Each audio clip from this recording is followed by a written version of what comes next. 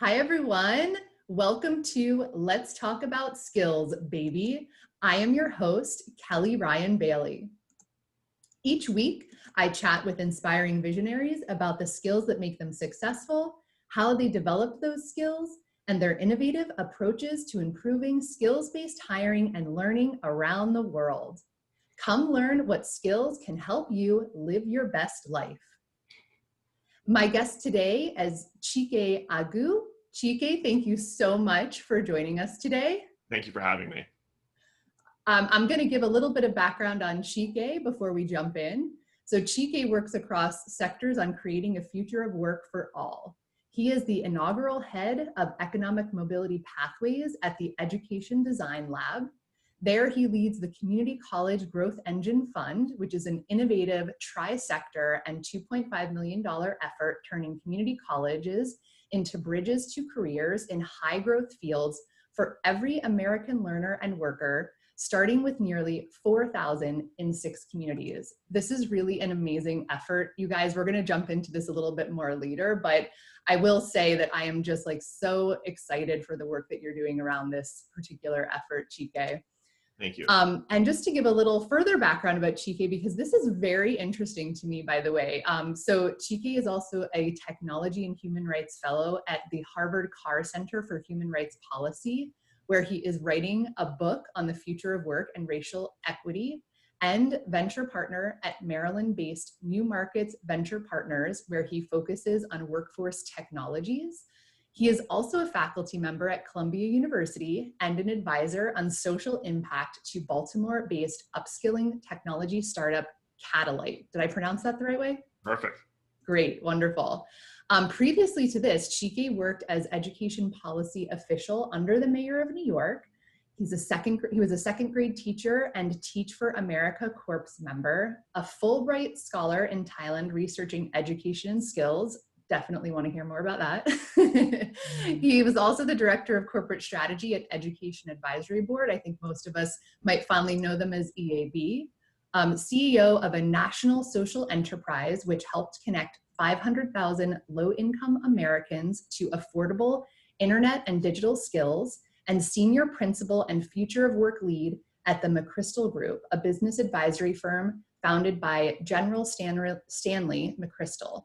He has also served as a member of the Council on Foreign Relations Future of Work Task Force, expert advisor to the American AI Forum, and inaugural Future of Work Fellow at the International Society for Technology and Education. This is honestly such a huge honor to have you here, Chike. I hope you don't mind if I'm like just gonna continue to gush for a moment, because this is, I know, can you sit through it? Is it okay? I will sit through it. I will sit through it. I'm gonna play this back for my wife and my mom. They'll really appreciate it. I know, isn't that the best? It is. But Chike, I want to recognize, because this is work. I mean, this is a lot of work that you've put in for all of your accomplishments. I want to recognize his degrees from Tufts University, Harvard Graduate School of Education, Harvard Kennedy School of Government, and University of Pennsylvania's Wharton Business School. He is, I think I mentioned already that he was the Presidential Leadership Scholar, the past Council on Foreign Relations term member, 40 under 40 honoree from Wharton and the Washington Business Journal. And Chike, I believe, if I remember correctly, you guys live in Prince George County, Maryland. Is that correct? Absolutely. Wonderful. And I'm joining you guys from New Jersey, just so everyone knows where we are. Sometimes these virtual things, it's a little funny where we're like, we're not together. Where is everybody? But I love that area of Maryland. So Chike, you have you wife and one son? One, yep. Lovely. Feels like 3, but 1. No, that, I mean, hey, kids are kids. So what's his name? Kalechi. And how old is he? He is 3.5. Aw, so you guys aren't yet worried about what the school year is bringing, or is he supposed to be in preschool or in preschool? He was going to be, and we're still trying to actually figure it out. We're like many other parents where, frankly, where things change every single day. And I think school districts like I used to help lead, and others are trying to do their best right now, and figure out how do you do education differently. It's a conversation in K-12, higher ed, workforce development. And I think we're all kind of living through the maelstrom right now. It is so true, honestly. It's just an interesting time. Let's put it that Yes. way. So I know I was able to give the highlights, but I would love to jump in a little bit more and learn about really more in-depthly what in your journey has really led you to where you are today. Because these are some fantastic accomplishments. And I just love to dig a little bit deeper for everyone that's listening in. So first of all, that's super kind. Just well, thank you so much for having me. And thank you just for having a platform dedicated to this issue. I would argue that making sure that every American worker, every American learner has the skills they need to be successful and frankly do what my family did. That's our biggest challenge right now as a country. And the fact that I think we're suffering the consequence of having frankly not done that over the last 50, 60, 70 years. Yeah. And so for me, Bill Clinton, he has this great phrase where we are all prisoners of biography. And that's definitely true of me. So my family is from a small rural village in eastern Nigeria that most Nigerians themselves will never go to and never visit. My grandparents didn't go past middle school. My parents, my father's one of 9, my mother's one of 11. They both had Peace Corps volunteers in their classrooms. They actually grew up over the hill from one another. If you actually go to my father's house, you can see my mother's house quite literally. Wow. And what changed life, particularly for my father, is he got a golden ticket. He got a scholarship to come study here at an American public university, the University of Texas in Austin. Back in, he arrived here late 1974. Wow. And the only reason I'm sitting here is because of that. And so when I think about what brings me to this moment, I know what American education did for my family. Literally, I'm sitting here talking to you, and I have grandparents, none of whom, frankly, got to go to high school. Wow. And that's the power of American higher education. And when I think about particularly the work that I do now, it's how do I use American education to do for everyone's family what it did for mine? Right. Because I'm not here because I'm smarter, any more deserving. I got here because the coin of fate fell in my favor. And I got access to this thing. And the question is, the only, I think, impetus I've always had is how do I, again, take what I've been given, hopefully turn that back to others. And so that's kind of the biographical. And then I think going throughout my life, I think what I've seen is I've seen these systems fail people. So whether it be, whether it be when I was a teacher, whether it be in my time in education, the private sector, the social enterprise space, amazing educators and people trying to do amazing work. But in the end, we have systems that aren't working the way that they're supposed to. And particularly when you think about you layer on top of that inequality around race, gender, geography, income, we have inequalities and failures that have gone for too long. We've got to change that, particularly if we're going to do what I want to do, which is, again, how do other families do what my family did? And so that is what has really brought me to this point. And so whether it was me working in New York City government, in the largest school system in the country, one fact is the only institution that serves more meals a day than the New York City public schools is the U.S. Army. Wow. 1.1 million kids every single day. I didn't even know that stat. That's amazing. It's one of the ones we used to always love to use, whether it was me being a second grade teacher in Bed-Stuy, Brooklyn, not too far from where Jackie Robinson lived when he played for the Dodgers. Yeah. Abroad in the Thai countryside as a Fulbright scholar. Moving forward to work at EAB and everyone on, work on the digital divide, work even with John McChrystal on the future of work. That's been the kind of thread that's run through it. And the other kind of sub-thread that I've kind of looked at, and I think it's something that I think we all learn as we get older, which is the older I get, the less I realize that I know. And I realize that anything worth doing can only be done together. And I think what I've realized is on this problem particularly, and why I'm really so proud to help lead the community college growth initiative, is that we've got to bring the right people together to push in the same direction at the same time. It's the only way this gets solved, whether it's my time in government, my time in the private sector, my time in the social sector. There was no way I ever made progress when it was just me, or just my organization, just my sector. And I think we all know this, but we forget it sometimes. And it's so easy to stovepipe and to point fingers. And again, particularly in this moment, and we'll dive deeper into this moment around this issue being the future of work and how education can help us all be successful there. We've got to work together. And I think by hook, by crook, by force, by hard lesson learned, I've made that part of my instincts in terms of how I approach these problems. So that's really what brought me to this point. And it's been a wonderful journey, and I think it's one that's never going to end. It's one that's, at least for me, not going to end, and I'm going to kind of lay it all out on the field until I can't anymore.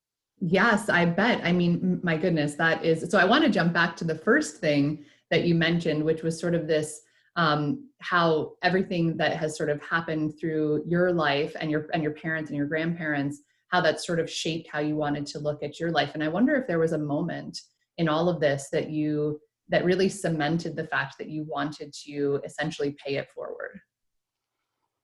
It's a really good question. And I think again, life is a series of moments, but I'll say one, and it's one that's always stuck with me. The first time my parents took me to Nigeria was Christmas 1989. I was 6 years Okay. old. Okay. But I was sick. I didn't quite know what was going on. And for a kid, I actually grew up not too far from where you live, Kelly. Yep. And going from New Jersey to Lagos, Nigeria, and then actually going out to the place where my parents grew up. Mm-hmm. Shock for any kid. But I remember this moment. And for those of you who've traveled to many countries, I'll describe a scene that I'm sure you've seen before, which is you're driving. For me, it was on the road that goes east from Lagos to a number of states, which is where my family's from. Mm-hmm. And you stop. And usually, particularly if you look like you might have some resources, you stop and folks run to your car and try and sell you stuff, from gum to Coke to batteries, so on and so forth. Wow. And we stopped, that happened. And I remember being 6 years old, and I looked out the window, and on the side of the road, there was a boy who I'm pretty sure was also 6 years old, and kind of honestly looked a lot like me. And I looked, and it was a very weird moment, and it was probably my one moment of clarity as a 6-year-old. But in that moment, I basically was like, really, like he could be me and I could be him. And it was this weird, quick juxtaposition that I saw, and that realization and that picture has always stuck with me. Because again, the only thing that separated me from him is that, frankly, my dad got a golden ticket, and his mother, father, whoever took care of him didn't. Again, nothing that I did, nothing that he did, but simply that kind of knife's edge, that again, flip of the coin. And I think in that moment, I think what I didn't know at the time, but I brought forward with me is there is a reason that happened, and that reason isn't me. And so, to be honest, it's incumbent upon me to try and turn that back and make that flip of the coin worth it. Wow. And so I still remember that moment again, God, now almost 30 years ago. But it's absolutely stayed with me. And I think all of us have moments like this, where frankly, we realize we are on the right side of something, someone's on the wrong side of something, and it wasn't us that caused it. And therefore, what do we do? I don't know if I've heard, I mean, like this, I've heard, you're right. Everyone has something in their life that creates, this is the first time I've heard of this happening at such a young age, because plenty of things happen at the young ages. It's just that typically you don't hear that the person really takes it to heart in that way and understands it in that way, which is just, it's just fascinating to me that at that age, it really hit you in that way and so strongly. So I can only imagine what that must have been like to experience, firsthand. Absolutely. And look, and I think throughout our lives, and whether it's been the work that I've done, you feel, you see people that frankly you could have been if life had gone, frankly, very, very, very different, or maybe not so different a way. And again, the question is, what do you do about that? Again, you can walk on and say, hey, it is what it is. Or I think for me, it was hard. What am I going to do about it? And I think, I'll say something, and also this is a place where I really have to give credit to my parents, because they drove that home for me. I grew up in the church, and so for those who did as well, you'll remember this phrase my dad used to say to me. He said, look, the odds of you sitting where you are the odds of a camel passing through the eye of a needle. And he said to me a lot. And it's something I really, really took to heart. I've never left it. It's never left me. I've never forgotten it. And so anytime, you read a very kind introduction, it is, I know that's not all me. I know there's very much the luck I've had, the blessings I've had, the people who've been in my life, the people who did things for me who didn't have to. And frankly, there are lots of people who weren't as lucky as me. And the question is, what do I do about that? And for me, this is the way that I think that I can contribute, because I would argue that this future of work and how it includes all of us is one of the three biggest problems that we confront as a species, not even as a country, as a species. The other two for me are, how do people who are different live with each other, whether that's confronting white supremacy, whether that's right-wing nationalism in places around the world. And the other one is, frankly, we're living through it now, is extinction level events like pandemics. Yeah.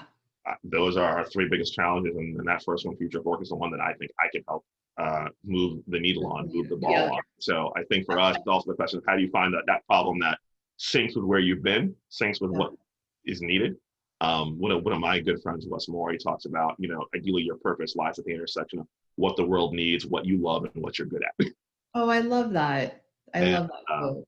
And I think for me, this is where I landed. Yeah. Well, you know, I think as I hear you describe this, and obviously as I've read through your, you know, what I mentioned earlier on when we started today, or you know, the accomplishments that you've had in your life, I'm really picking up on the fact that your parents, you know, they played a huge part in really that sort of instilling that about those values in you. And yes, although I will probably add, and most of us wouldn't necessarily say this about ourselves, right? But it's I see that as like they instilled these values, but there was something in you that, you know, made you want to go after these things. And I'm sure that there were plenty of, you know, work ethics, you know, skills, all of these things that, and I'm sure even maybe in a way strategically you might have been thinking through like what you wanted to accomplish and every different move that you made in your life. You don't sit back and think like these are all the things I'm going to do, I'm sure, but I'm, you know, there was help and there were all of these things that happened, but I'm sure that a lot of that also had to do with what was in your heart and what you wanted to go after. No, and you know, getting to the what capacities and skills may have brought me to where I am. I think I'll say a couple, and I'll start with my parents. I think my parents are a very classic immigrant story to this country. And I think for those of us who've lived that experience, um, there is a level of hustle that comes with that experience that definitely is almost passed down genetically. So, you know, I still remember, I told a friend of mine this story recently. When I was 9 years old, I think I was 9 years old, it was a school holiday. And so I was home, I was watching like cartoons, and my dad was coming downstairs. And my dad is a physician, and he came downstairs, briefcase, was ready to go to work. And he looked at me and said, "What are you doing here?" And I said, "Oh, it's a holiday. School's off today. I'm going to watch TV." And he looked at me, like, I mean, literally, like he didn't understand what I just said. And he said, "So what you're going to do, son, is you're going to go, I'm going to date myself. You're going to go upstairs to the Encyclopedia Britannica, and Yep. you're going to do a book report on the seven wonders of the world." And I want it by 5. And I Nice. was like, I don't even know what those are. So I had to figure out what the seven wonders of the world were first, which I still remember to this day. And then I had to do a book report.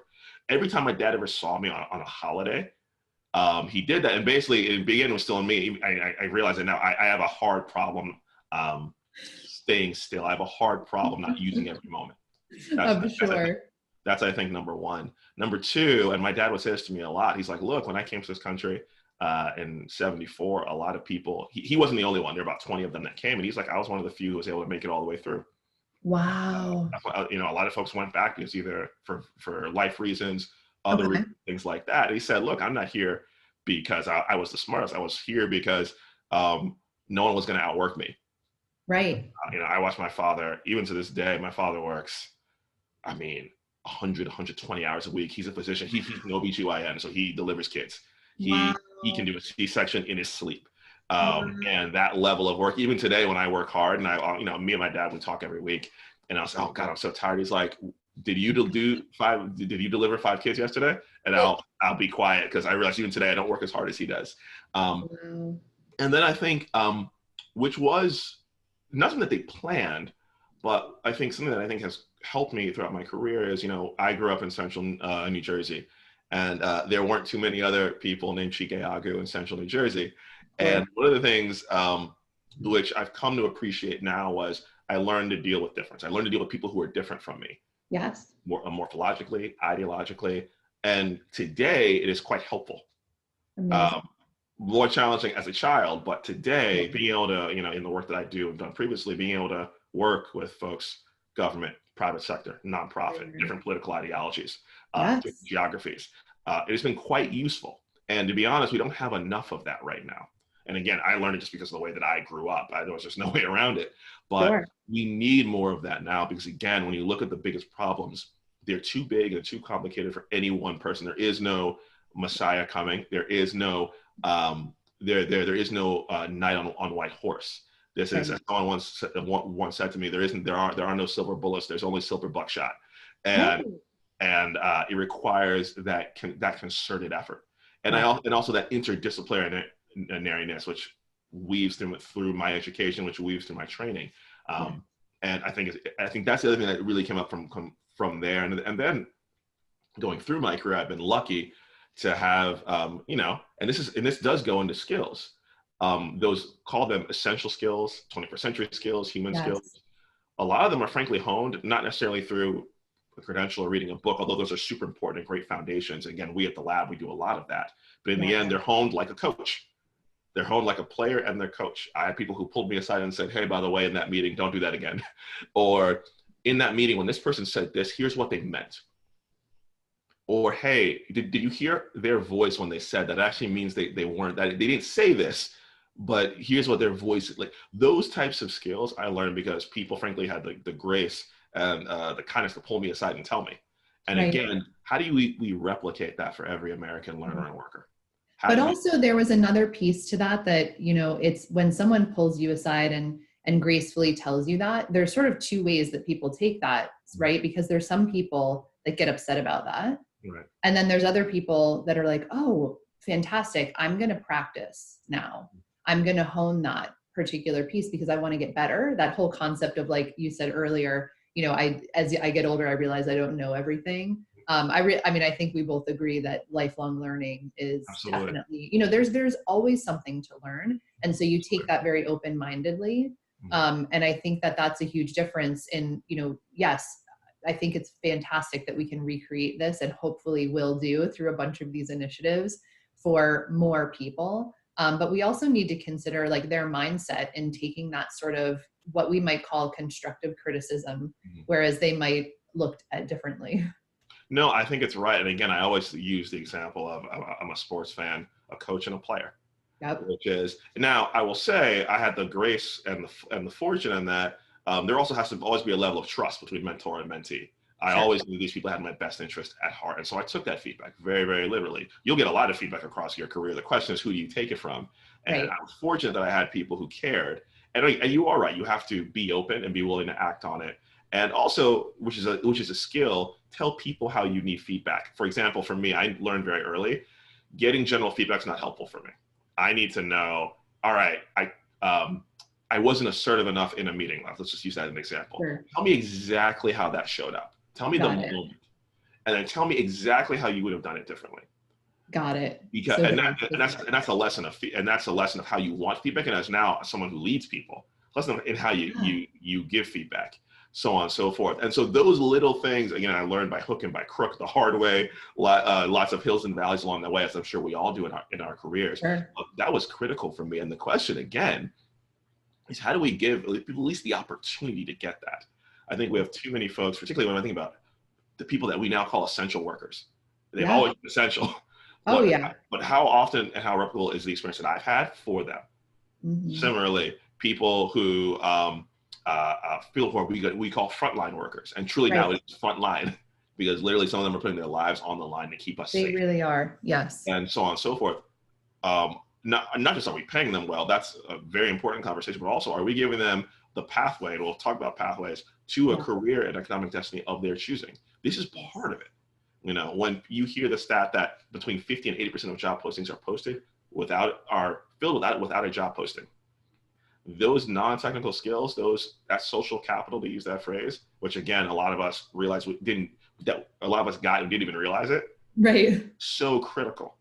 And again, if we want to figure out the workforce of the future, that has to be as much a part of that conversation as the technical skills, which are critical, super important. And if you look at the fields that are most in demand, they actually are a blend of those two things, at these hybrid professions. Data science, for example, is a mix of design thinking, art, and also statistics, a bit of coding, so on and so forth. And those are the people who, frankly, will be indispensable. But how do we make sure that we're giving both folks? And I've been fortunate. I was lucky to get both, not because of me, but because, frankly, the coin landed in my favor. Yeah. Well, and like we said, the coin landed, but then, of course, like you said with your father, to this day, I mean, if he didn't take that in the way that he did and work as hard as he did, it wouldn't have mattered where that coin went. And for some people, it didn't. So I find that an important note to mention to our audience, because it is true that, yes, you might look at other people and say some of these things, it just happens to be the good fortune. Yes, there are moments in all of our lives but it's still a crossroads, and we can take that crossroads in very different ways. And I think it's so amazing that your father took that crossroad in his life in the way that he did, and how much you've now seen and how much he still instills in you to this day.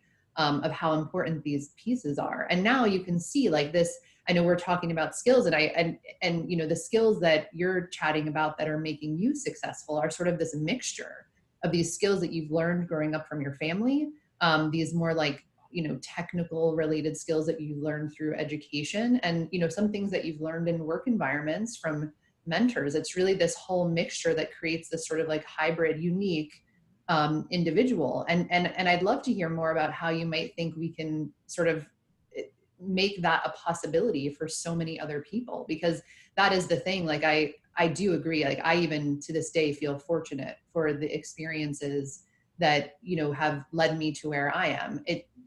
I'm never one to say that it was always an easy road by any means, you know, that we've gone through all of our challenges to be where we are, but I still feel lucky. And how do we help other people get to that point in their life? And like you said, that system of like leave where you've seen people left, that is also a frustration for me.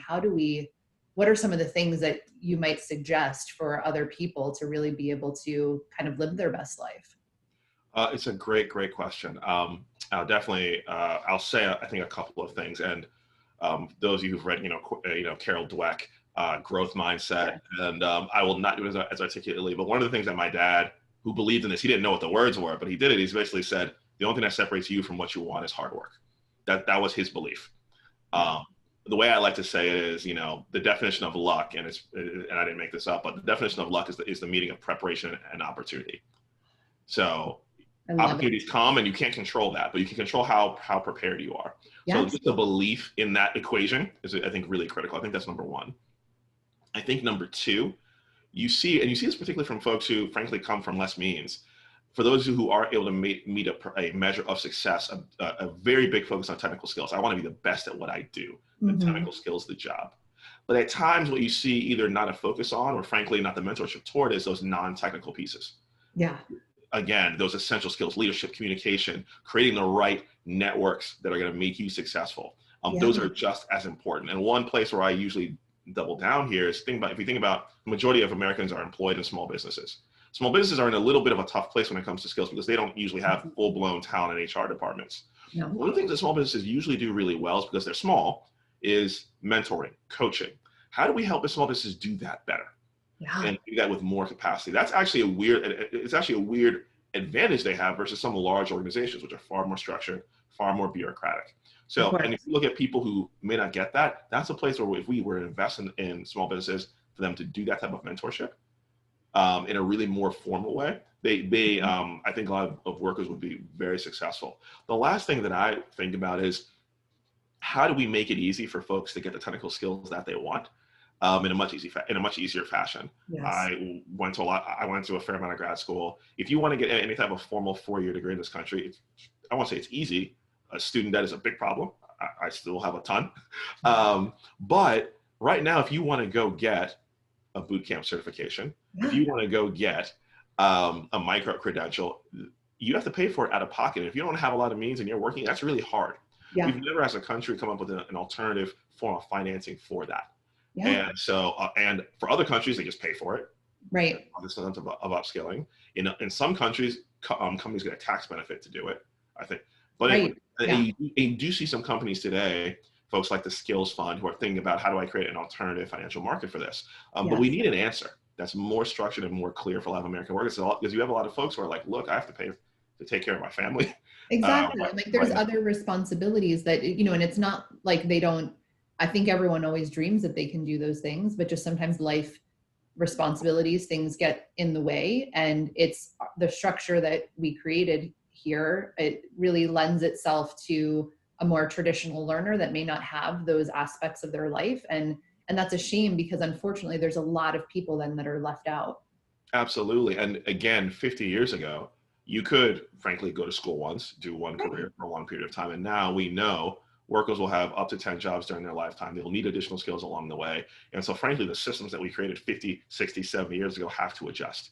Right. And we're not adjusting fast enough, and we need to. And again, we're seeing the pain of it right now. Again, right now, probably a good portion of American workers needed to learn to go use Zoom in the last 6 months. Yeah. And it's changed everything. Or if I think about, retail, being most retail shelf stocking uses an iPhone enhanced barcode scanner. You have Yes. to use that. That is a job that we would never consider that a technology job before, but now it is. Yep. Advanced manufacturing, we could go down the road there in terms of learning to fix robots, learn to use a computerized lathe, things like that. And where does someone learn to do that? Maybe they learn it on the job, but right now we just don't have a structure and a system for that, and we're suffering for it right now. And again, we're at, I believe, between 10 and 11% unemployment, not seen since the Great Depression. No. And You know what's interesting too about this time is that not only, and I'm actually just curious about your thoughts here, because obviously where I feel like education is slightly behind on their innovation, and now we're in a moment in time where you see extreme innovation happening with organizations. I think about, just like you mentioned, with like in a grocery store now, you know, for all of this time, I don't know about the local grocery stores for you, but the salad bar area of the grocery store has been closed, right? Or there's someone there who will, like, you know, serve it out. But I have heard of so much technology to make that a completely contactless, like technology enhanced operating situation. And to me, that sounds very like almost clean manufacturing, you know, because someone's going to have to operate that equipment, check that equipment, be there when something goes wrong, but they're not going to need to do the typical, you know, they may have learned at some point how to actually serve out food, but that's not going to be their job anymore. I mean, and you're healthier than I am. I've seen this, but more in the bakery section where the donuts are, which is where I generally spend more of my time. But it's the exact same thing. The example that I use a lot is the example. So when we talk about future of work and what the work will be, and we're seeing this here, there are two issues, and one of them gets more play than the other. There is where technology will obviate jobs entirely. Autonomous vehicles is one example, where they'll be driving a vehicle is the most commonly held profession by an American man. Mm-hmm. And between 2030 and 2040, a bunch of those people need for them. The other part of this, which is frankly less talked about but as important, McKinsey says roughly a third of jobs this will happen to. They're still going to exist, but they're going to be drastically changed. And the example that I always use here is the loan officer. So when our parents went to go get a loan, there was a person at the bank they went to. You brought a ton of documents. They flipped through your stuff. They took a look at you. They interviewed you. And that person made the call about whether you got the loan or not. Today, when I present on this, I'll usually ask, how many of you have gotten a loan in the last year for something? Usually a portion will raise their hands. And I'll say, let me describe to you roughly the interaction that you had. You went in, you brought your stuff, you met with them, and at some point, the loan officer left the room. And they came back and they told you if you got the loan or not. And I'll always ask, what did that loan officer do when they left the room? Some people will say, oh, they asked their manager. Oh, they looked at the paperwork. And at some point, someone will say, they asked the computer. And I'll say, yes. Went to a multivariate regression. They put in all your stuff, and the computer told them if you're going to get the loan or not. The job of loan officer still exists, but it's not making the choice about whether you get a loan or not. The computer algorithm is actually better at that now. Their job is now front-end sales, and on the back end, what we call account management, meaning they want you to get more loans with the bank and the institution later. But that job is entirely different now. Totally different job. And highly variables for those types of shifts. That's the upskilling conversation that we talk less about, but that's for incumbent workers. Very, very important. And particularly when you throw in now race and equality, privilege on top of all that, those are the folks who are least likely to get that type of stuff. And that's going to be as big a jobs impact as the overall automation of jobs entirely. Yes. Completely. And then I think about, I mean, I know you mentioned like the driving aspect of this, and that is one area, especially now that we're going through this recovery period with COVID. I mean, we all don't know how long this will go on or any of those answers yet, right? But we do know that there's a lot of people that are unemployed. We want to get them back into work. And a lot of times the getting people back to work phase doesn't necessarily mean we're looking at what's in the best interest for the future. There's a ton of truck driving jobs open right now, for example. And it's very common for us to say, okay, well, like obviously these are open jobs, so let's push people into this direction. But as we're sitting here saying with automation, we full well know that within the next 3 years, those jobs are going to look very different. And a lot of the typical, and then, so what do we do with, how do we help people? Yes, recover right now. We want to get them back to work. We want to make sure that they can take care of their family, but we don't want them in the next time that we see a situation like this, hopefully nowhere near as bad, right? But that's just how the economy works with the ups and downs. When the next time we have a downturn, we don't want them to be in the same position. We want them to be better off, right? So this actually is a really good pivot to talk about the work of the community college growth engine fund, because we're really looking actually to use this to answer the question that you just asked. Perfect. So let me describe the moment that we were in before COVID. Let me describe COVID, and then let me describe the fund. And I'll talk about the lab a bit as well, because I think it's helpful context. Please, yes. Before COVID, we were in a place where, because of historic inequality and advancing technology, we were gonna have, according to McKinsey, between 60 and 66% of jobs either automated entirely or changed so swiftly that workers couldn't keep up. Yep. Now, add the novel crisis of COVID, and this is all accelerated. People ask me, what has COVID changed? I argue COVID didn't change much. It frankly just pressed the fast forward button. Yes. And brought a lot of those trends so fast that it's been really painful. So now, as we sit, enter the Community College Growth Engine Fund. And just to give you a bit of background on the education design lab where I'm privileged to work, we're about 7 years old, and we like to say we are redesigning higher education to fit the future of work. Our founder basically said, let's take the design thinking principles that you see in Silicon Valley that make the iPhone really easy to use, that came up, that helped us create the squeezable toothpaste tube, and just use that to actually redesign higher education to get people, and not just into a job, but into a career that can sustain them for their entire lives. So we've done that with over 135 colleges around the country, 70 employers, multiple regions, and whether that be with single moms, students at HBCUs, whether that be folks looking to transfer into new pathways. We do a great amount of work with Alamo community colleges down in Texas to upskill a number of folks in their metro area. And so about a year ago, our leaders came up with this concept of the Community College Growth Engine Fund, which is the challenge that you just described needs not an idiosyncratic solution, which you see around the country, but we need a system to attack that challenge.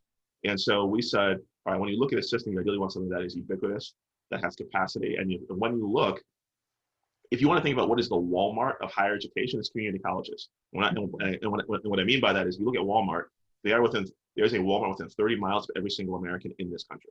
Community colleges aren't quite that ubiquitous, but pretty close. Close. They have a footprint in every community. They have a footprint in every community. That's number one. Number two, they serve the people that we most fail: people of color, women, working adults, first generation students, students with disabilities. And which most people don't know, they produce the majority of American undergraduates. Depending on the year that you're looking at, between 50 and 55% of American undergraduates come from community colleges. An underknown fact. Most folks are not going to Harvard or the University of Texas to get their degree. They're going to Prince George's Community College, or they're going to Cuyahoga Community College right near Cleveland, or they're going to Seattle colleges in the great city of Seattle, Washington. Brookdale, right by me. Exactly. That's where they're going. And so we've got to figure out how we can use this system as part of this effort. One. Two, frankly, community colleges have been beleaguered for the last 30, 40 years through the underinvestment and frankly, a lack of focus. And what's clear is, as well, community colleges aren't going to do it by themselves. No one can do it by themselves. So how do we bring the entire ecosystem of players, employers particularly, chambers of commerce, unions, local governments, foundations to the table to frankly create an ecosystem and an engine, a growth engine, again, to get people not just back to work, which is important, but frankly, some into work for the first time, and not just work, not just a job, but a career and a true pathway. So the Community College Growth Engine Fund, which we came up with a year ago, and to be honest, when this idea was first said, there wasn't that much interest. Really? And then COVID happened. And we went from 5% unemployment to, depending on what you looked at, 13, 14, 15%. People said, now we get it. And so the Community College Growth Engine Fund, tri-sector, multi-million-dollar effort that will be in 6 regions across the country. We've actually just selected our 6 schools. We've not announced them yet, but amazing trailblazers. And each of those schools is coming with their entire ecosystem of partners, primarily employers, to come together to say, we are going to create what are called micro pathways, 2 or more stackable credentials that are going to lead to a job and a career in a high growth field. And when we say high growth, We mean a field that is growing, that has projected demand, and will pay at least the area median wage. That's how we're defining a good job at this moment. And again, that's going to grow and change over time, but that's the task. And each of these institutions is going to help at least 600 people get through those pathways. Yeah. Our definition of success is in the next 2 years, we have almost 4,000 people in work. Not credentials, not participation. All those are indicators work. in work.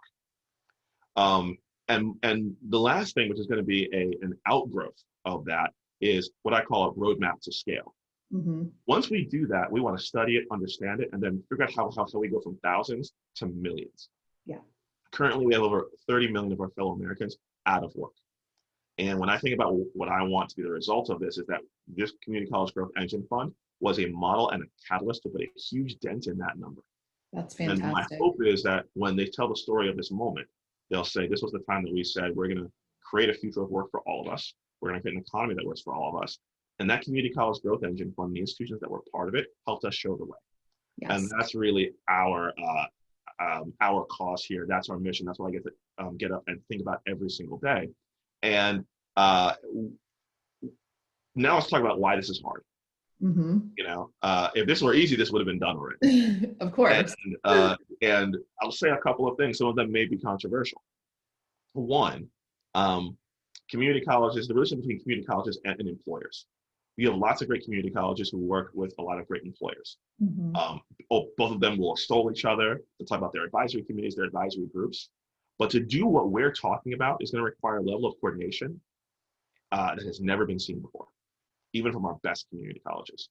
Very simply, we need employers to, one, be clearer than they ever have been about what they need in a job. Not just years of experience or degrees, just things that they've used for years. Right. But, if you talk to someone like Connor Diamond Yaman at Merit America, he'll tell you every job has at least 32 component subtasks. Does every employer know what all those are for each job that they want to fill? They need to. Yep. Secondly, they need to be willing to, when someone actually shows that they have met that, be willing to make the HR journey really easy for them to get into work. And again, Kelly, you've lived this world. I have. This is just as hard. On the community college side, because of the way that we've designed American higher education, we basically try to fit everything into the form factor of a 2-year or 4-year degree. Yep. Those are great. They aren't bad. They have huge currency out there in the market. But right now, because work is changing, we need additional types of credentials that are clear and have power. And so can community colleges and the structures that we create, frankly, step outside of historic frames and create those quickly and iterate with employers to make sure that they are what we need them to be. You and I were part of a conversation recently with a large employer who works with education institutions. And one of the questions that they ask education institutions is, tell me about a pathway or credential you created that you changed because the employer gave you feedback. Yep. If that institution can't give an answer, they move on because it shows that you don't have that level of iteration. Now, put on top of that, how are we working with K-12 institutions who are doing dual enrollment? So kids who are coming in from high school can do the same thing. If they want to go to work directly, that's what they choose.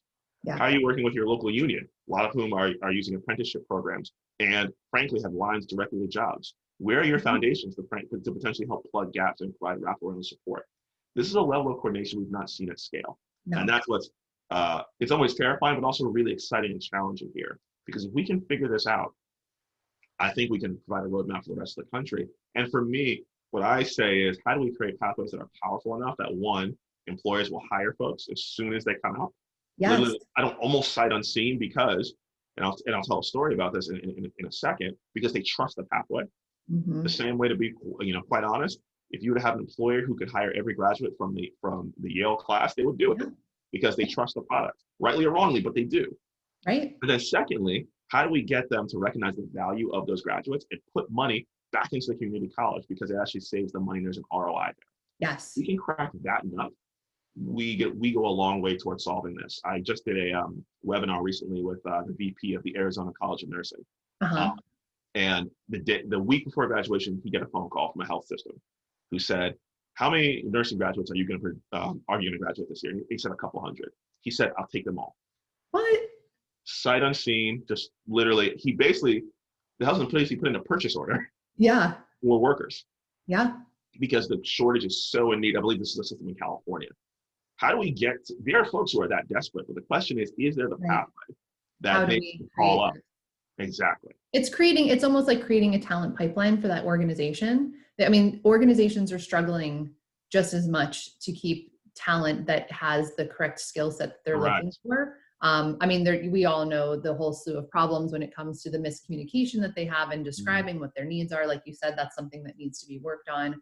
But I think through what you made a good point, which I think is really interesting. And I'm like, I mean, above and beyond all of the pieces that I think are you guys focusing on are going to make such a huge difference. You just reminded me sometimes how many barriers are along the way for people that are the just navigating what to focus on in school, Right. let alone all of the processes around, getting accepted and all of those things. But then when even if you are strong enough and your work ethic is where it needs to be to get through that process, once you come to getting the job, like to actually getting the job, what you go through, which is what you just reminded me of, what you go through on the side with HR, that's a process in and of itself as well. And sometimes there's how many fall offs do we have at that point? How many people are getting lost because of the systems that are just not reading and understanding a person's background? Or like you said, the inequalities in the hiring systems right now. I mean, there's just so much there. And if that's something that you guys can move the needle on, and also all of the other pieces, I mean, I feel like that's just going to make the process so much easier for so many more people. Absolutely. Everyone needs to grow and everyone needs to change. We have a lot of conversations about how community colleges need to grow and change. Mm-hmm. We agree with that. Sure. They aren't the only ones. Right. There's a great cartoon that I love, which is it's a guy on the stage who's giving a lecture to a crowd, and he says, "Who wants change?" And everyone raises their hand, of course, if they want change. Then he asks, "Who wants to change?" No hands go up, and that's most of us. No one wants Change to. is something that someone else has to do, and so particularly those two parties, community colleges and employers, we've got to get that. We have to get that to work because I say this is an equity imperative and it's an economic imperative.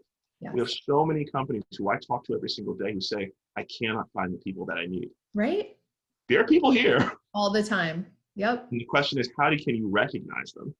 And how do you get them in quickly so that they can do the work for you? And for folks on the high training side, how do you produce pathways with fidelity that folks can trust that'll get you there? And if we can crack that nut, and I believe we can, I believe we will, because we have no choice, particularly with this many people unemployed, we've got to do it. And so that's what I get to work on every day. It's why I feel like I'm lucky to be in this role. That's why How exciting. Absolutely. Yeah, that's fantastic. Well, we're coming close to the end of our time here, Chike, and I thought I'd ask you one last question because I am leaning back to the description you gave us at the beginning here, especially with the relationship with your father and your family on just these wonderful values that they've instilled in you. I wonder if you have in mind, you have a young, 3.5-year-old son, if there's something in particular, because a lot of times as parents, we think about this maybe in a different way than we think about this for ourselves. Sure. But are there certain, because when I say values, a lot of times we're describing skills that we really want to teach the young people in our life, and our children, obviously very close to our hearts. And, is there something in particular or a group of, values in particular that you think are the most important ones that you want to pass along to your son? It's a great question. And one thing I think I'll say as well as parents, I think we at times think about imparting values, and that's super important. At times it's also about validating things that are already there in our children. Mm-hmm. And so I'll say a couple of things that my son does naturally that I want to encourage. So one thing about my son is a lot of energy. He's a big runner, but also always not always the most careful. So he will fall. Right. The thing about him is that he hops right back up. He doesn't cry. He hops right back up. And I want to encourage that forever. Because just he's like he doesn't skip a beat. He doesn't cry. He doesn't get upset. Oh, I fell. Okay, cool. And what's interesting is that a lot of us probably start that way, but as life goes on, we get more scared of those falls, more scared of those things. And I want to encourage that. I always don't want him to be afraid of falling. And that's just part of who he is. And I want him to lose that. I'll say too, he's a big jumper. He's in this jumping stage right now. He just jumps all the time, and particularly on the stairs. And at times he jumps and he doesn't look. Yep. It's terrifying for a parent right now. But to be honest, there are times you have to jump and not look. One of the things that you hear from employers a lot is, I want someone who can just figure it out. And at times you have to jump, not look, and figure it out. Yep.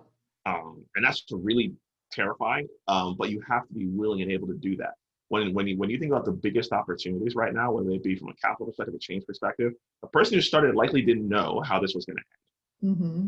But number one, they had a basket of skills that allowed them to figure it out.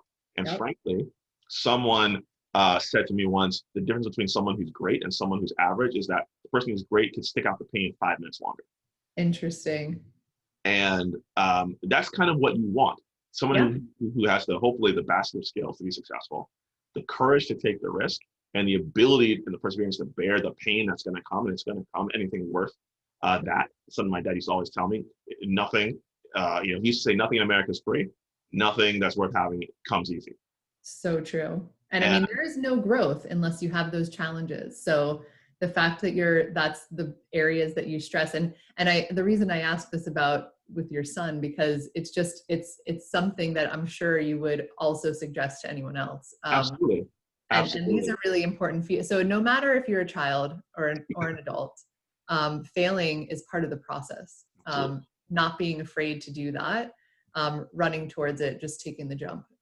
Absolutely. Just Absolutely. go with it. No, when I used to work with General McChrystal, and you'll hear some folks who are in the military talk about this, at times you need to run toward the sound of the guns, not away, because that's where the impact and the change and the opportunity lives. And I think particularly now, particularly toward this challenge, with as many people towards as possible. That's why, again, I thank you so much for what you do and the conversations that you have, because right now this is the sound of the guns in terms of how do we get people into work, into careers, and how do we make sure that that's everybody, that everyone means everyone. Yeah, I typically say run towards the pain or run through it, because like what's on the other side is where the magic is. Absolutely. Absolutely. Yeah. Well, Chike, thank you again so much for joining us today. I cannot say enough wonderful things about the work that you're doing. First of all, like just getting to know you as a person has been such a pleasure. So thank you for all of the time that you get beyond the podcast. By the way, Chike and I have been spending time together on various Zoom meetings and such. And I just also want to give a shout out to Education Design Lab in general. I'll give a little story. I actually was before shutdown. I was in your offices in DC. This is before Chike joined, but this is just really says a lot about this organization. Whatever happened was I had my 3 children with me, and I didn't want to cancel the meeting, and kindly all of the staff were like, just bring the kids. And we had a design thinking session in one room. My kids were in another room set up with, Play-Doh and Legos and candy and all of the wonderful things that kids love. But I felt like they were just involved in it, and it made it, honestly, it was one of those days where the kids just had such a fantastic time. It really made me even more involved in the process. And it just really, so the value that, just the values that the company in general are instilling, and that, hey, this is life, and like, we're just going to go with it. That really said a lot to me about, the people of that organization and everyone there, and what they truly are focused on. So I'll share that with everybody because it's really just fantastic. So for anyone that would like to find Chike he is available on LinkedIn and Instagram at Chike Aguh, or on Twitter at CR-Aguh, that's AGUH. You can also learn more about the Community College Growth Engine Fund at, it's eddesignlab.org/project/growth engine fund. I'm gonna link this all on social media, you guys. And Education Design Lab is also on Twitter at eddesignlab. Chike, if anyone wants to get involved with this particular work, do you suggest they reach out to you directly? And is there anything that you're looking for in particular in part? Great question. So if you want to help on the Growth Engine Fund, you can email ccgef@eddesignlab.org. And in terms of folks that we're looking for, really anyone who wants to take part, always looking for additional institutions that want to learn more about the work. Also looking for employers who want to help us get these folks employed. And then lastly, really looking for system level thinkers who are looking to see how we can replicate this work beyond these 4,000 going forward. So if you think you want to be involved, email ccgef@eddesignlab.org, and we'll be happy to chat. Perfect. That's fantastic. Well, I thank you all for listening in to Let's Talk About Skills, baby. If you enjoyed this podcast, please subscribe, share. I would also love to get a rating and review. And I'd love to hear some feedback and suggestions. I want to make sure that the content that we're providing here is really valuable to you. You can follow me, Kelly Ryan Bailey, on all of the socials, and you can see them here. I hope I'm pointing to the right place at Kelly Ryan Bailey on all of those areas. But I really appreciate everybody here that's been joining us and listening in. Really appreciate you joining us again today, Chike. And I hope all goes well with this initiative that you're running. Hope everyone has a wonderful day. Thank you. Thank you.